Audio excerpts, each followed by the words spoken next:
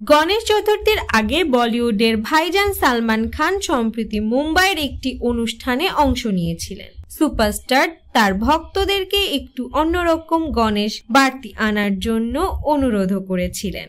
2009 সালের ছবি ওয়ান্টেডের বিখ্যাত ট্র্যাক জালওয়াতেও নাচতে দেখা যায় সালমানকে। যদিও নেটিজেনদের বেশিরভাগই তাদের প্রিয় ভাইজানের প্রতি ভালোবাসা ছড়িয়ে দিয়েছেন, সেখানে অনেকেই ছিল যারা অভিনেতাকে ট্রোল করেছেন। কিছু মানুষের মনে হতে থাকে যে সালমানকে নাচতে বাধ্য করা হয়েছিল, অনেকে আবার অভিনেতার শরীর নিয়ে মন্তব্য করেছিল।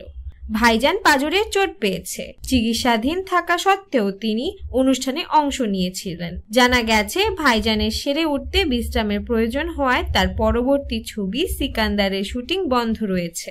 বিষয়টি জানার পর অনেক ভক্ত সালমানের দ্রুত সুস্থ কামনা করেছেন। সালমানের কাজের প্রশংসা করে একজন ভক্ত সামাজিক যোগাযোগ মাধ্যমে লিখেছেন, আহত সিংহের গর্জন খুবই বিপজ্জনক। সালমান তার লাখো ভক্তের কাছে সবসময় অনুপ্রেরণা। শীঘ্রই সিকান্দার ছবি নিয়ে কামব্যাক করবেন তিনি। আপাতত শুটিং বন্ধ রয়েছে, যেখানে তার সঙ্গে রয়েছে রাশমিকা মন্দনা।